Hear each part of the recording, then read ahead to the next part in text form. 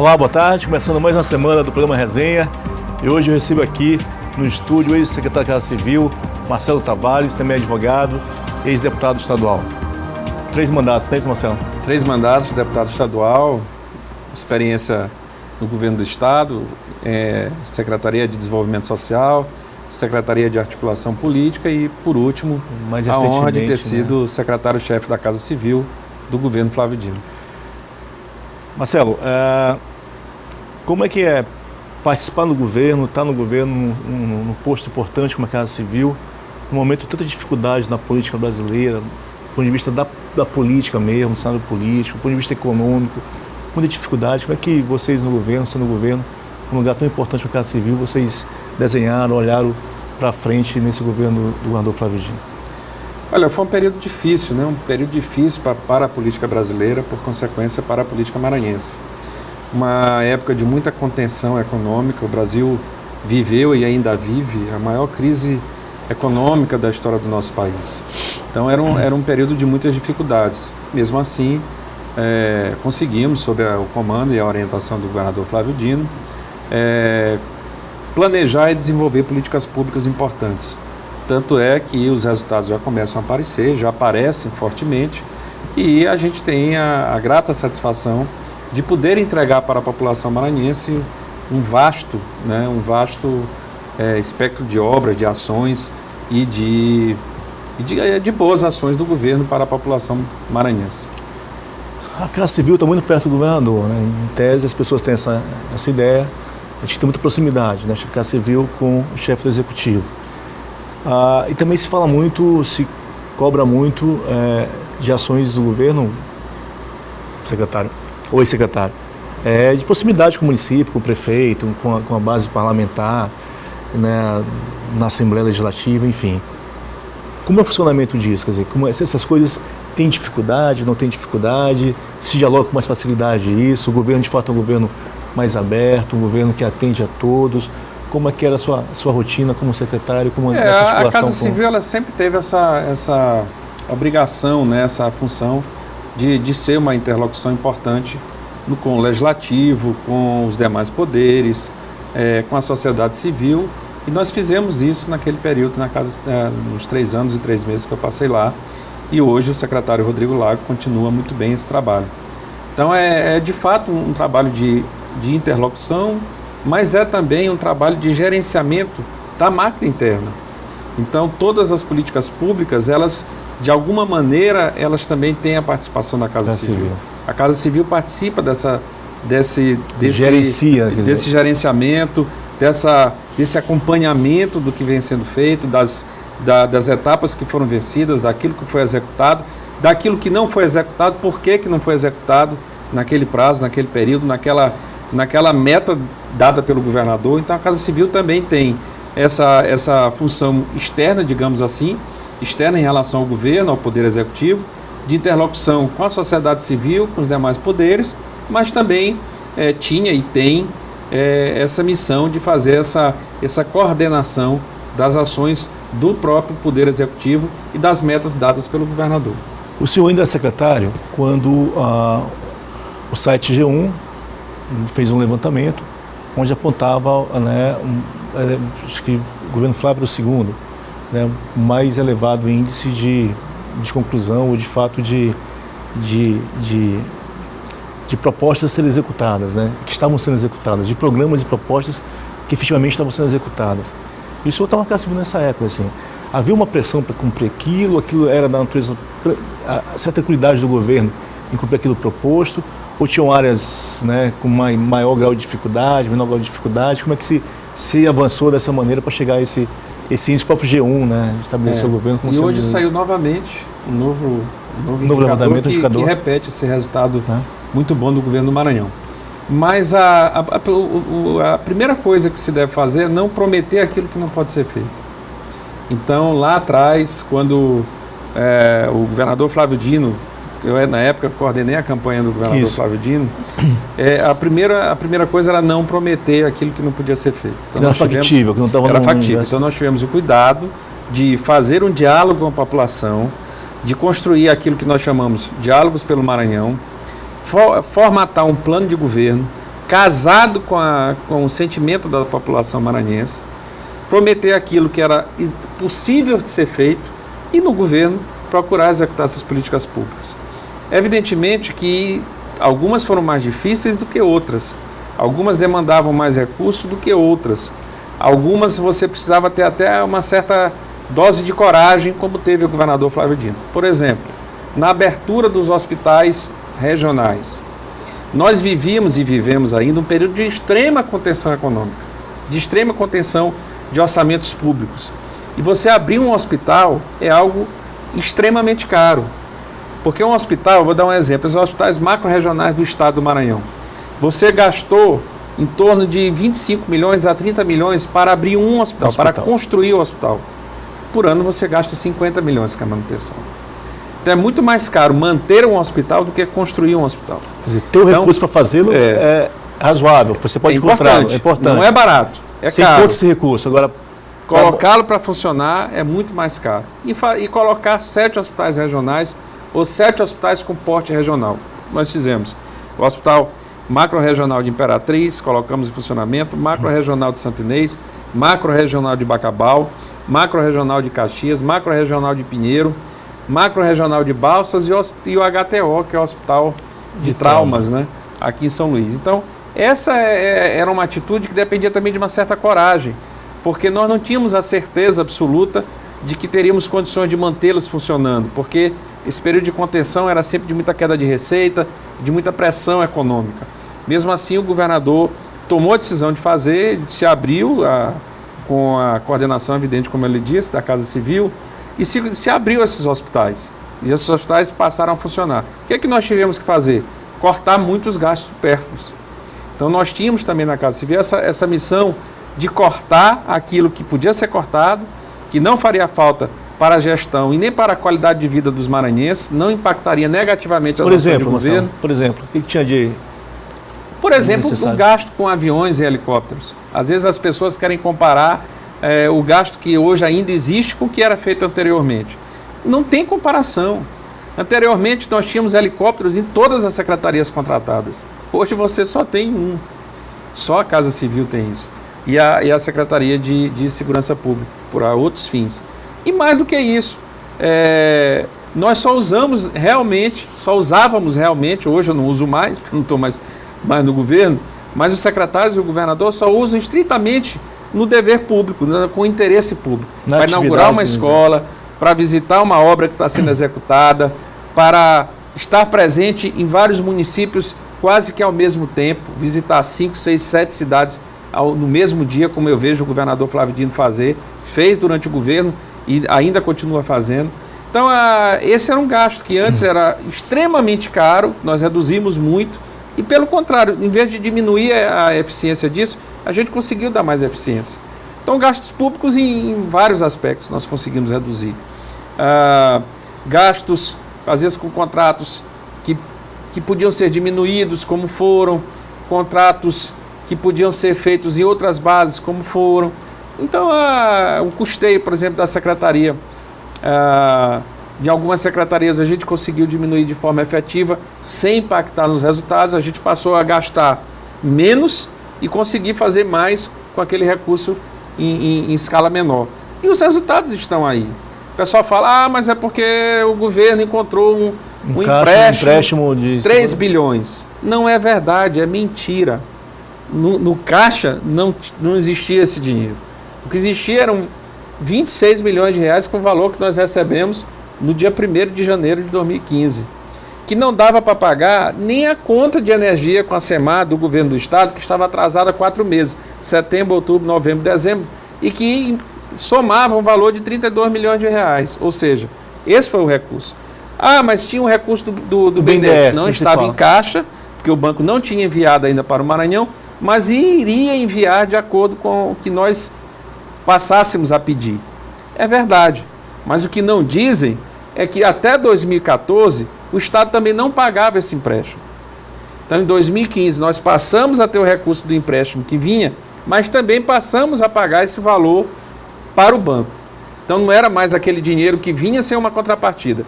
Por exemplo, no primeiro ano, nós devemos ter recebido do banco 400 milhões. pagamos 350. Então o governador Flávio não teve essa folga no caixa, essa de margem dinheiro de que dinheiro tinha.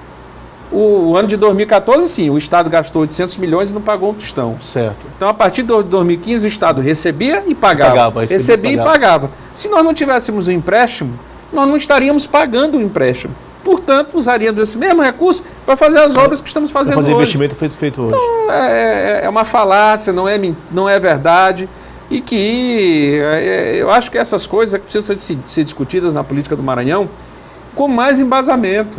A gente não pode deixar de pensar o Estado, a gente não pode deixar de discutir as políticas públicas necessárias, a gente não pode permitir que a campanha política contamine esse ambiente. E isso falta no Maranhão. O Maranhão ainda precisa amadurecer muito politicamente.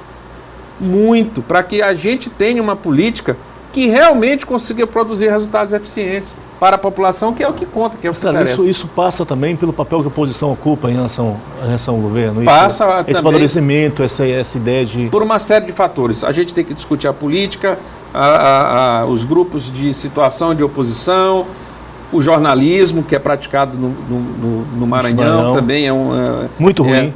Muito ruim, muito né? ruim. São raros os espaços ainda onde se pratica o jornalismo, todo mundo com suas, digamos assim, legítimas ou ilegítimas, eu não estou dizendo aqui, não quero julgar ninguém, mas todo mundo com suas paixões e querem obrigar as pessoas a compartilhar das suas paixões. E isso não é jornalismo.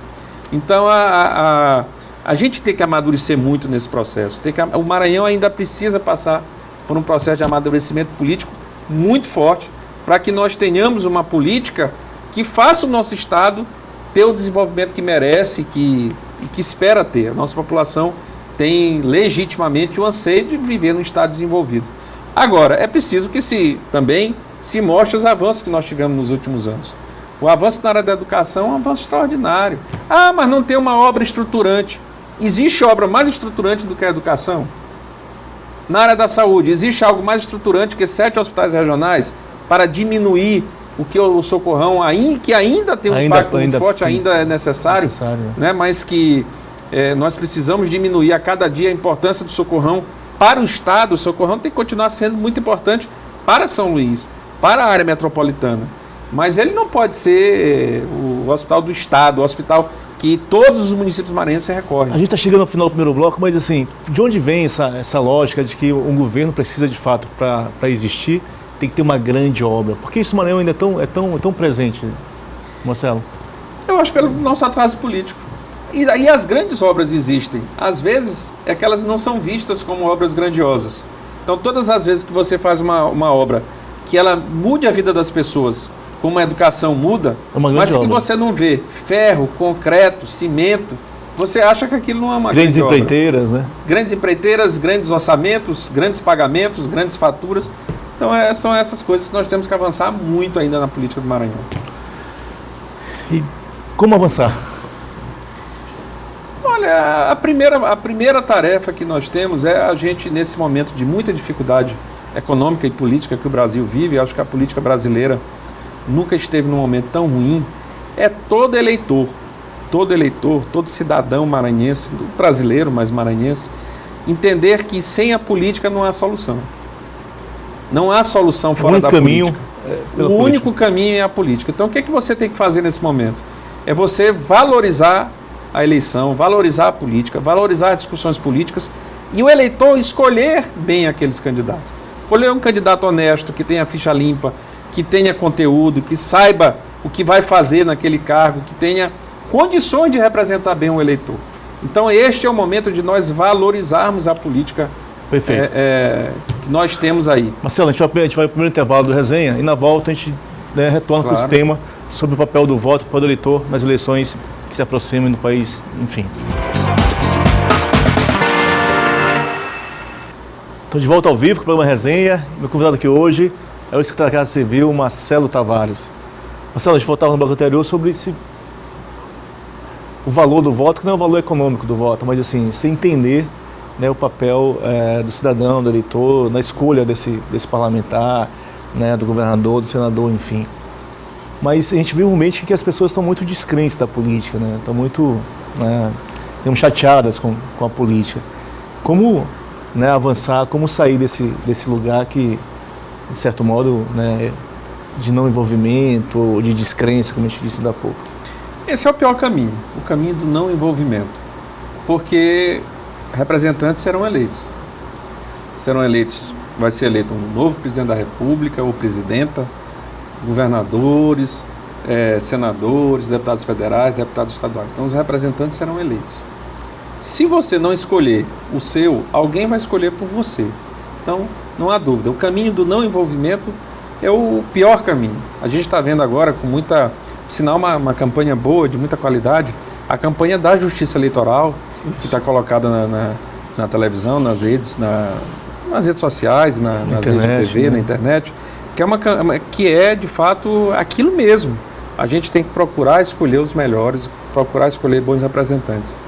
Porque os bons representantes farão boas políticas públicas. Boas políticas públicas resgatarão a situação do país, levarão o país a uma situação evidentemente melhor que a que nós vivemos hoje. Então é uma escada, são degraus que você tem que subir. Você tem que escolher bem, votar bem. Se você escolheu bem, esse bom representante fará boas políticas públicas, e as boas políticas públicas farão um Estado melhor ou um país muito melhor, que é o que nós queremos. Então não existe caminho fora da política. Nós não temos o que discutir fora da política. O que melhorar, né? Não é da minha geração, mas a geração anterior à minha brigou muito. Teve gente que morreu, teve gente que foi torturado, enfim, houve uma luta renhida naquela época para que nós pudéssemos ter o direito a uma democracia e a voto. Nós não podemos desprezar esse passado. E sem dúvida nenhuma, esse presente que nós temos, que viver num país democrático ainda é algo extremamente salutar. Você ainda poder, colegiadamente, você não escolhe sozinho, não é só seu voto que vai decidir quem é o decidir deputado da eleição. Então, é uma decisão colegiada, né, com outros pares. Mas a maioria dos seus pares, ela ainda é a melhor maneira que você tem para decidir o futuro do país que você vive. Então eu entendo que a política, nós temos que ter esperança, deixar do lado a desesperança, acreditar que o processo político ele também está amadurecendo. Nós temos uma democracia relativamente jovem. Nós tivemos uma parada nesta democracia, né, uma estagnação, uma paralisação. Voltamos a um período democrático até muito recentemente, se a gente for ver do ponto de vista histórico. Então, não há outro caminho que não seja pela boa política. Você foi deputado estadual por 3 mandatos, né, em momentos distintos, né, no Maranhão. E mais recentemente, no passado, no atrasado, houve uma tentativa de reforma política, mais uma tentativa de reformar, né? E uma delas era de não financiamento privado de campanha eleitoral. Lá atrás, se elegeu, havia, né, essas possibilidades de financiamento de campanha privada. Como é que você vê hoje, né, essa perspectiva, com essa perspectiva do não financiamento privado, de uma eleição parlamentar estadual, federal, enfim, alguém quer ir para a eleição? Como é que você olha, para que caminhos isso pode levar? Olha, no Maranhão, assim, eu acho que muda muito pouco. Eu nunca vi uma empresa no Maranhão financiando determinado candidato. Assim, eleições proporcionais. Majoritária tinha. Sim. Mas eleições proporcionais não, eu nunca vi. Então, os candidatos é que tinham que buscar seus recursos próprios ou recursos dos partidos, que de alguma maneira também a legislação permitia e eram feitos, né? Não com tal fundo eleitoral, mas com fundo partidário, né? Então agora, eu acho que é um avanço. A proibição da ajuda das empresas privadas. Eu acho que é um avanço. Nós poderíamos ter feito isso de outras maneiras, proibindo, por exemplo, que a empresa que doasse participasse de licitações, que trabalhasse para o governo no pós-eleição. Não se adotou esse caminho, se adotou o caminho de impedir o financiamento. Tudo bem, é válido. Então eu acho que nas eleições proporcionais muda muito pouco. Ainda existe aquela diferença, o candidato que é rico, que tem recursos financeiros, ele leva vantagem, não é uma vantagem desregrada, porque há um teto, há um limite, sobre um candidato que não tem recurso financeiro. Recurso financeiro. Mas nós temos que avançar em alguns pontos. Por exemplo, nós temos que ter regras na constituição dos partidos. Hoje, Não há um olhar da sociedade para o que acontece dentro dos partidos políticos. Não há uma transparência, não há uma fiscalização. Eu não falo do gasto do fundo eleitoral. Essa é a justiça eleitoral, ela vai dar conta, né? Ela vai dar conta. Eu falo das relações políticas. O que é que alguém precisa para entrar num partido e ter neste partido a capacidade de subir a uma posição de direção? Consequentemente, ser candidato ou não ser candidato. Então essa é uma discussão que nós temos que evoluir. Nós ainda não temos, de forma amadurecida, a constituição dos nossos partidos políticos internamente. Tem gente que está mandando no partido político há séculos. Não chega a mandar um século porque não vive tanto tempo, mas manda por décadas. Mas, Marcelo, esse caciquismo é fruto do que então? Assim? Porque, assim, se a gente olhar para o caso do Maranhão, tu tira aí 5 ou 6 partidos que de fato tu tem uma direção partidária, tu tem, né, um diálogo mais aberto, mais amplo, inclusive o teu. Uma boa parte desses partidos são partidos que estão ali meio cartoriais, né? Tem um dono, tem uma figurinha. Porque a legislação permite. Porque a legislação permite isso. Não há, como eu disse, não há um olhar legal para o que acontece dentro dos partidos. Para esse funcionamento partidário. Para esse funcionamento partidário. Então, em algum momento no Brasil, a gente chegou a discutir, vamos fazer o voto em lista, que o eleitor deixa de votar no candidato, passa a votar no partido. Como é que você vai fazer um voto em lista se a lista não tem nenhum critério interno para ser feita? Corre o risco de um determinado... Isso não vai acontecer. Eu vou dar um exemplo assim, exagerado. Mas poderia ter um exemplo que o candidato, o presidente do partido, ele podia se colocar em primeiro lugar na lista, em segundo lugar ele botava um filho, em terceiro lugar ele botava um irmão e etc. Sobrinho. É um exemplo exagerado. Isso não vai acontecer. Também nós não chegamos a tal ponto digamos assim, de má construção. Mas é uma possibilidade. Então, enquanto nós não tivermos um controle de como funcionam os partidos, enquanto nós não tivermos regras claras para que um cidadão que faça ensino médio, que acabou de sair do colégio, que queira entrar na vida partidária, que mora no São Francisco, no Renascença, no Anjo da Guarda, no Coroadinho, que ele sabe, eu vou me filiar naquele partido político, porque as ideias do partido político são mais parecidas com as minhas, então eu vou naquela legenda porque tem aquela ideologia, e dentro daquela ideologia tem que ter critérios para que, se for vontade desse cidadão, ele possa ter acesso, ser indicado, compor listas e participar de uma eleição. Enquanto isso não existe, enquanto a gente não tiver regra, fica muito difícil a gente dar passos diferentes na democracia brasileira. Mas você falava desse exemplo, né, que pode estar distante do dono do partido, do filho, do irmão, do sobrinho, mas recentemente tem um pré-candidato à presidência da República que negociava, né, o comando de um partido, quer dizer, com uma família que detinha exatamente o comando do partido inteiro, vai passar para a família do pré-candidato à presidência da República. Então, assim, não é nada que é dos rincões do Brasil, né? Você está tratando de um presidente que dá 2 famílias negociando lá, né, como é que ocupa esses espaços, porque eu sou candidato à presidência da República, preciso ter Você vai ver outro comando, problema, né, que vai surgir agora nessa eleição. Essa eleição tem um fato novo do fundo eleitoral. Do fundo eleitoral. A novidade também da reforma política também. Que a população precisa entender que na política você tem que ter alguma forma de financiamento. Porque não pode não ter nenhuma fórmula. Porque se nós não tivermos política, nós não teremos gestão pública, nós não teremos administração pública. Então nós precisamos ter a política. E a política precisa de financiamento. Então nós temos que escolher as regras. A sociedade, cabe à sociedade, através do Congresso Nacional, através dos organismos que têm essa função, estabelecer as regras, certo? Feitas essas regras, aí tem a questão do fundo eleitoral, que é a novidade desta eleição. A proibição da contribuição das empresas e o fundo eleitoral. Muito bem.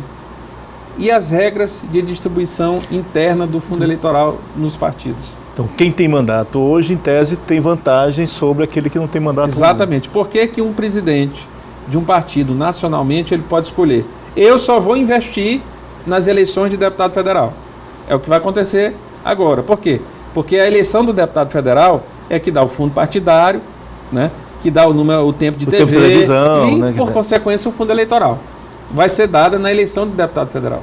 Então, nós continuaremos tendo os deputados estaduais sem financiamento Eu quero ver como vai ser na próxima eleição, na eleição municipal, que os partidos não têm o hábito de financiar eleições de prefeito e de vereador.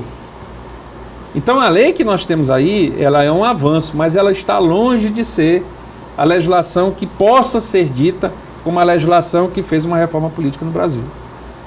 Então nós ainda temos muita coisa para caminhar, muita coisa para ver aí, que nós teremos muito desencontros nessa questão. Depois de 3 mandatos de deputado estadual, depois de presidir a Assembleia Legislativa, em 2014 você optou só por coordenar a campanha do governador Flávio Dino, eleito governador Flávio Dino. 2018, você pensa em retomar o mandato parlamentar? O PSB, o partido do qual o senhor faz parte, é dirigente, já teve um senador na chapa do Flávio, já teve o vice-governador na chapa do Flávio, né? Vira e mexe, tem ali alguém do PSB ocupando um espaço aí que, em tese, estaria vazio. O que você pensa para a eleição 2018? Volta a coordenar a campanha do Flávio? Vai disputar o mandato? Qual o cenário você imagina, Marcelo? Nós estamos discutindo dentro do partido, né? Eu hoje tenho muita disposição em voltar à lida política que eu tinha até 2014.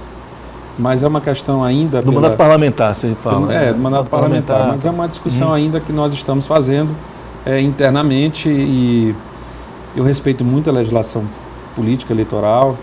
Então eu vou fazer primeiro essa discussão interna dentro do partido e no momento certo, no momento adequado, me comunicar com a sociedade. Mas externamente já te colocaram como vice do Flávio, externamente te colocaram como um dos senadores da chapa do Flávio. Como é que o PSB, como é que o Marcelo, como é que vocês veem isso, Marcelo?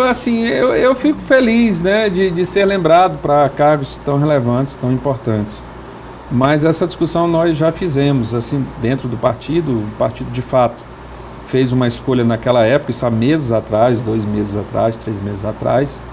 Mas isso é uma discussão vencida, porque nós devemos vamos integrar a chapa de reeleição do governador Flávio Dino, e não caberá ao PSB nem a indicação de senadores, nem a indicação do vice-governador.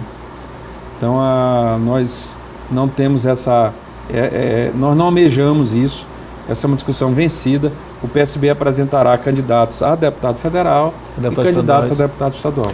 Renovação da política, assim, sempre se comenta também nesse período, hoje mesmo em algum lugar, acho que na internet, um blog, um site, divulgou uma possível lista de parlamentares aí, né, eleitos e tal. Renova ou esse patamar de quase a metade permanece, não tem muito que renovar na política? Eu acho que vai renovar, sim. Eu acho que renova de 40% a 50%. De cada tanto federal quanto estadual? Tanto federal como estadual. Eu acho que sim. A federal nós teremos uma renovação também forçosa, grande, porque muitos decidiram disputar outros mandatos, né? Existem deputados do Everton, Elisiane, Zequinha Sarney, me parece candidatos ao Senado Federal. Me parece não, são candidatos ao Senado, pré-candidatos ao Senado Federal. Portanto, não disputarão a reeleição, né? Então, assim, o Zé Reinaldo, o Valdir Maranhão. 5, quer dizer. Você está no meio do esquece, parece que a gente está privilegiando um em detrimento do outro. Não é o caso. Mas, assim, forçosamente, nós já falamos 5 nomes. 5 nomes, quer dizer. Né? Que não vão disputar a reeleição de deputado federal. Então, isso já é 1/3 da bancada quase, né? São 18. Então, nós teremos uma renovação grande. Estadual, a mesma coisa. Eu noto, assim, que há uma valorização cada vez maior do parlamento estadual em relação à atenção do eleitor. De alguma maneira, o deputado federal tem ficado mais distante. Mais distante, está mais longe, né? Se você pegar as eleições municipais de 2016, nas capitais, você vai ver a relevância dos candidatos que vieram das Assembleias Legislativas, às vezes até em detrimento dos que vieram da Câmara Federal. Marcelo, muito obrigado. Foi um prazer recebê-lo aqui. Uma honra grande estar aqui com você. Muito obrigado. Resenha. Tá, tudo de bom aí. Muita satisfação. Tudo de bom, boa sorte. O Resenha volta próxima quarta-feira, depois do programa Zé Cirilo, às 13h45. Até lá, uma boa semana a todos. Tchau.